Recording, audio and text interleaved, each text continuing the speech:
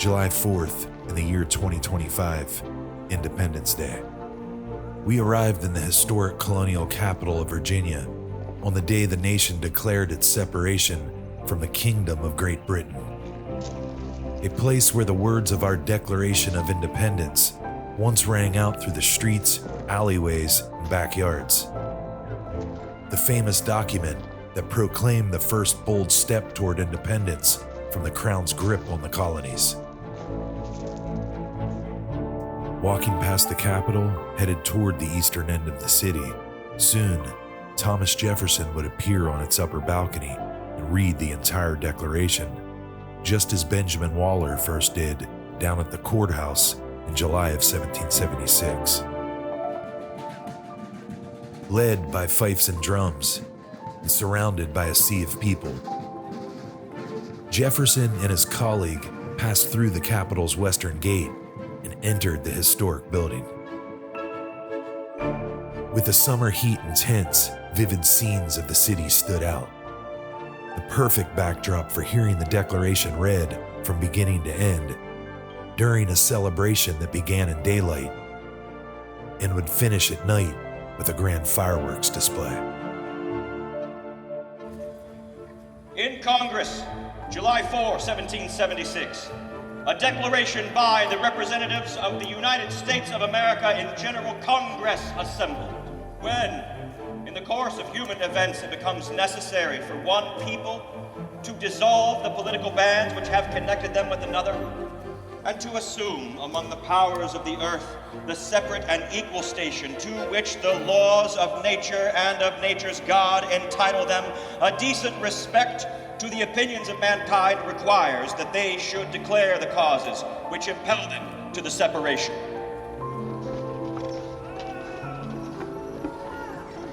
We hold these truths to be self-evident, that all men are created equal.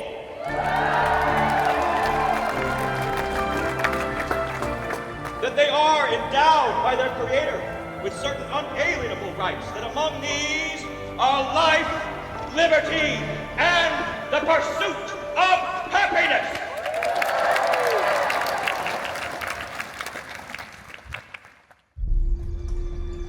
As I explored the city, I imagined the words of the founding document echoing through the streets for the first time.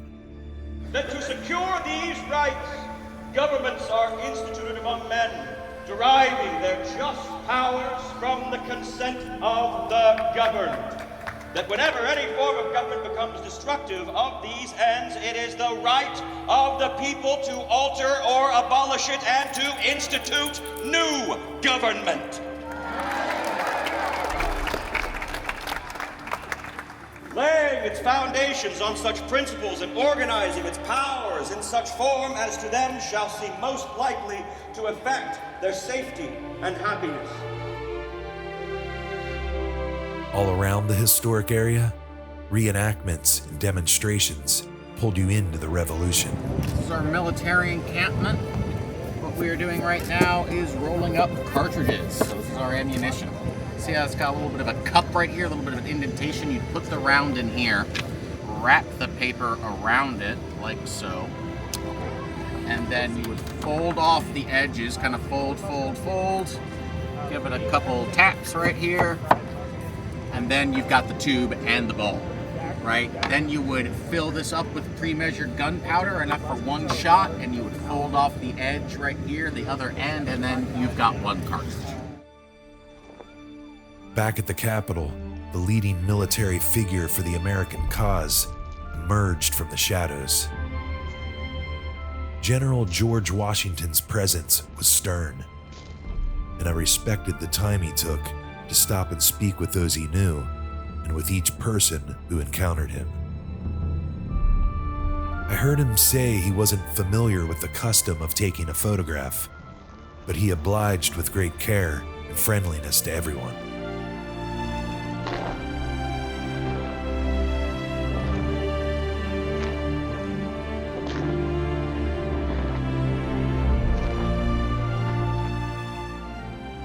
As he walked down the street, I imagined Washington heading to the Raleigh Tavern. where he and other patriots often met to plan resistance after the royal governor repeatedly dissolved the House of Burgesses in the lead up to the Revolutionary War.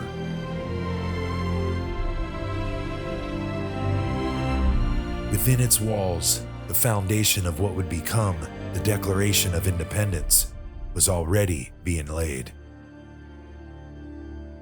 Prudence indeed will dictate that governments long established should not be changed for light and transient causes. And accordingly, all experience hath shown that mankind are more disposed to suffer while evils are sufferable than to right themselves by abolishing the forms to which they are accustomed.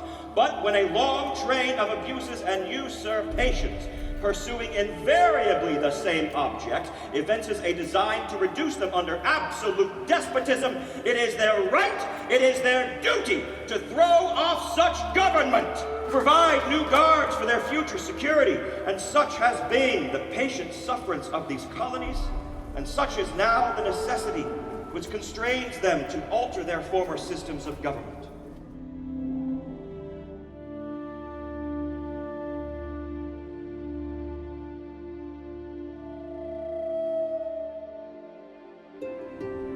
While Sarah briefly closed her eyes to embrace the Virginia sunlight, I squinted, gazing outward, with a cold bottle of my most favorite root beer in hand.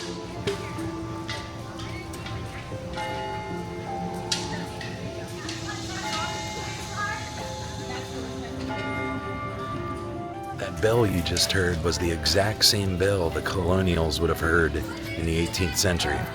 So if George Washington, Thomas Jefferson, Patrick Henry, any of the founding fathers were in the city, that is the exact bell, the exact tone they heard when they were here.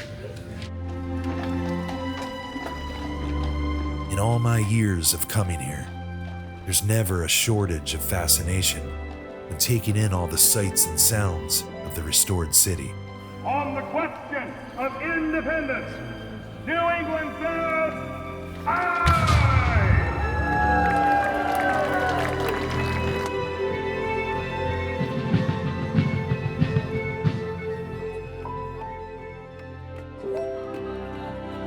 I suddenly came upon a singing quartet, their festive songs slowly drifting into my hearing, blending with the celebration that surrounded me.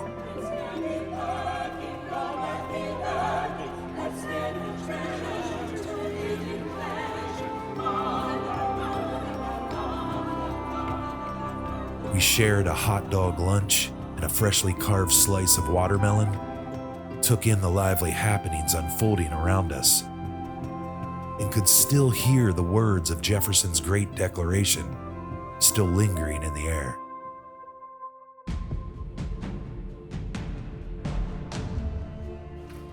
The history of the present King of Great Britain is a history of repeated injuries and usurpations, all having in direct object the establishment of an absolute tyranny over these states. To prove this, let facts be submitted to a candid world.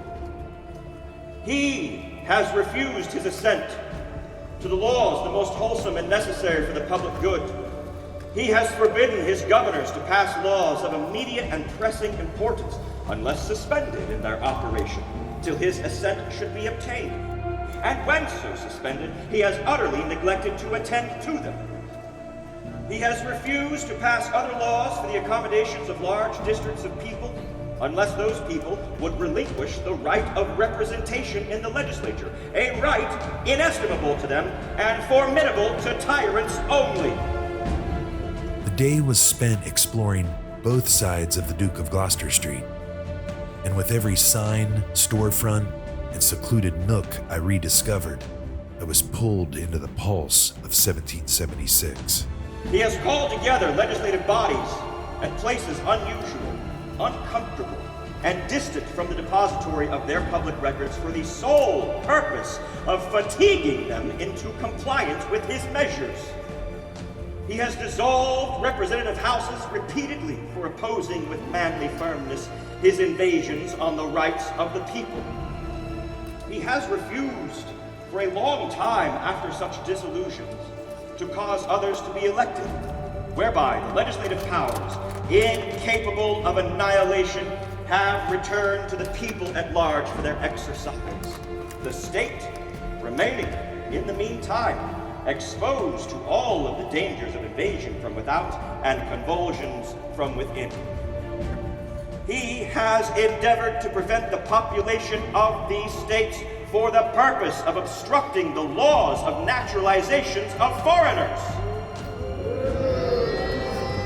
He has refused to pass others to encourage their migrations hither, and raising the conditions on new appropriations of land. He has obstructed the administration of justice by refusing his assent to laws for establishing judiciary powers, and he has made judges dependent on his will alone. Both for the tenure of their offices and the amount and payment of their salaries, he has erected a multitude of new offices and sent hither officers, swarms of officers, to harass our people and eat out their substance. He has kept among us, in times of peace, standing armies without the consent of our legislatures. He has affected to render the military independent of and superior to civil power.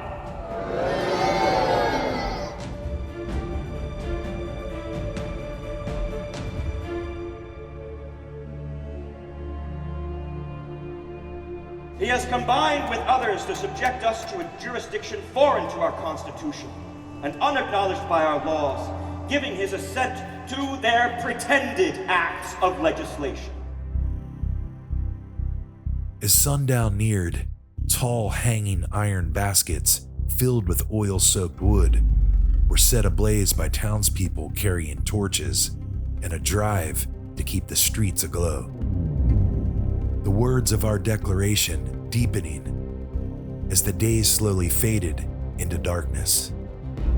For quartering large bodies of troops amongst us, for protecting them by mock trial from the punishment for any murders which they should commit on the inhabitants of these states, for cutting off our trade with all parts of the world, for imposing taxes on us without our consent, for depriving us in many cases of the benefits of a trial by jury, King George! for transporting us beyond the seas to be tried for pretended offenses, for abolishing the free system of English laws in a neighboring province, establishing therein an arbitrary government and enlarging its boundaries so as to render it at once a fit instrument for introducing the same absolute rule in these colonies, for taking away our charters, abolishing our most valuable laws, and altering fundamentally the forms of our government, for suspending our own legislatures and declaring themselves invested with the power to legislate for us in all cases whatsoever.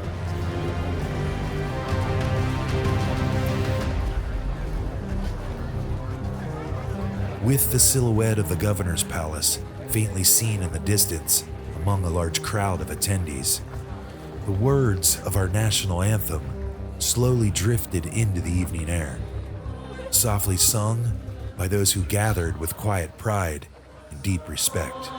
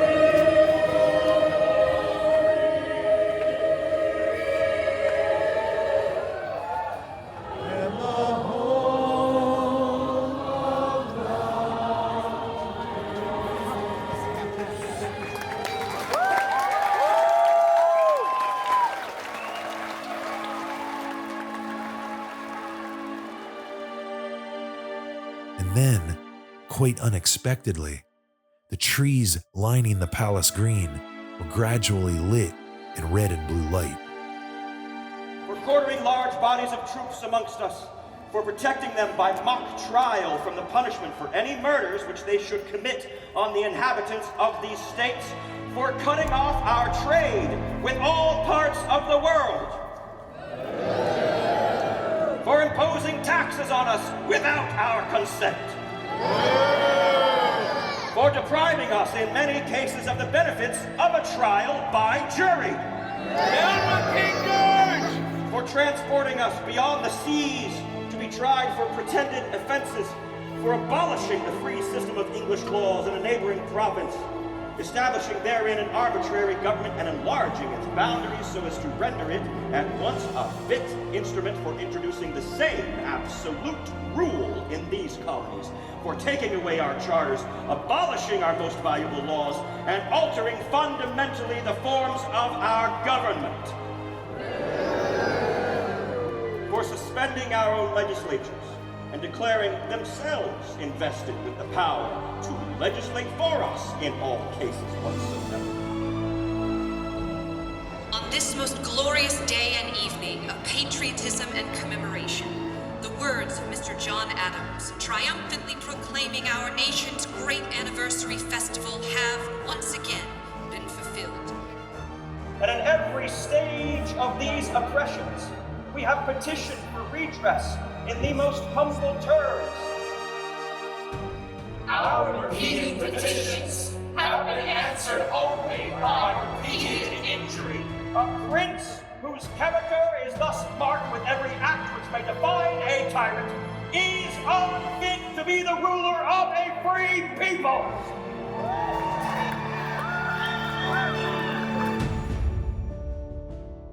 And now, to all here assembled, enjoy the fireworks! Captain, upon your orders! Make ready.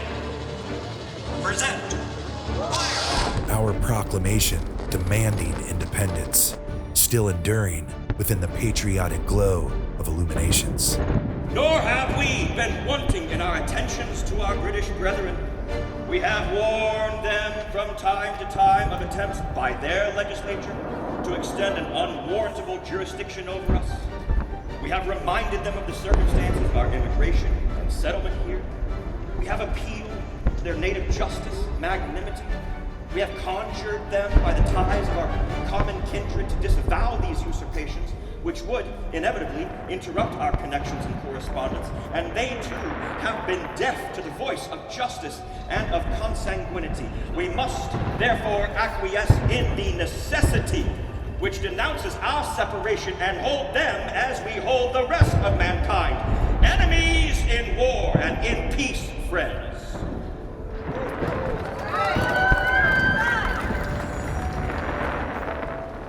We, therefore, the representatives of the United States of America,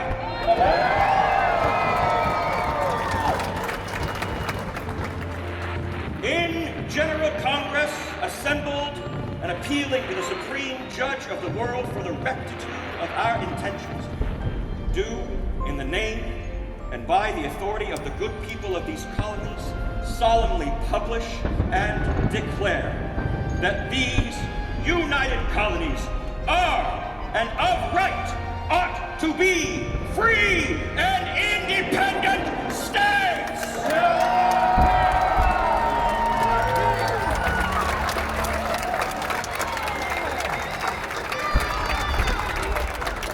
That we are absolved from all allegiance to the British Crown, and that all political connection between them and the state of Great Britain is and ought to be totally dissolved, and that as free and independent states, they have the full power to levy war, conclude peace, contract alliances, establish commerce, and do all other acts and things which independent states may of right do.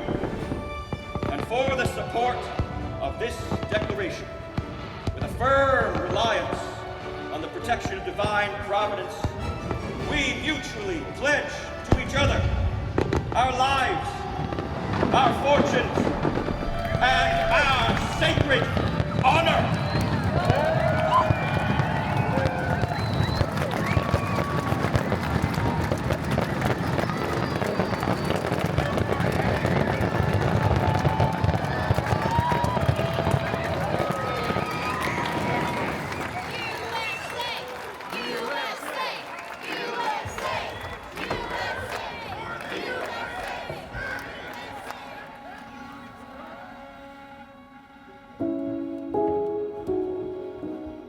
After the evening's celebration settled, I thought about the profound closing remarks and reminder Jefferson shared with the people earlier in the day at the Capitol.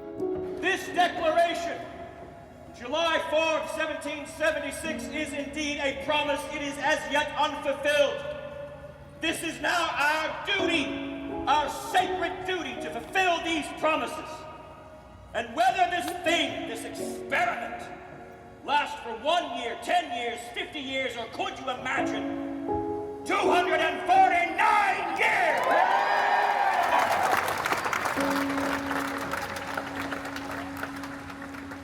This experiment will still be an experiment.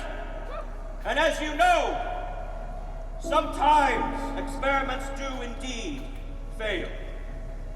Let me be clear, friends. You do not wish to be the generation that allowed this 249-year experiment to fail. That gives me hope. And so with hope we steer our bark of life and ship of state, keeping hope at the bow and fear astern. And that being said, I think, sir, deserves 3 huzzahs for these new United States of America! Passing under the hanging signage of Charlton's Coffee House, this time at nightfall, after a long day celebrating our Independence Day. Already, the area I walked absorbed another day of history making. It was here, the reading of the Declaration of Independence earlier in the day ended with a most magnificent chant.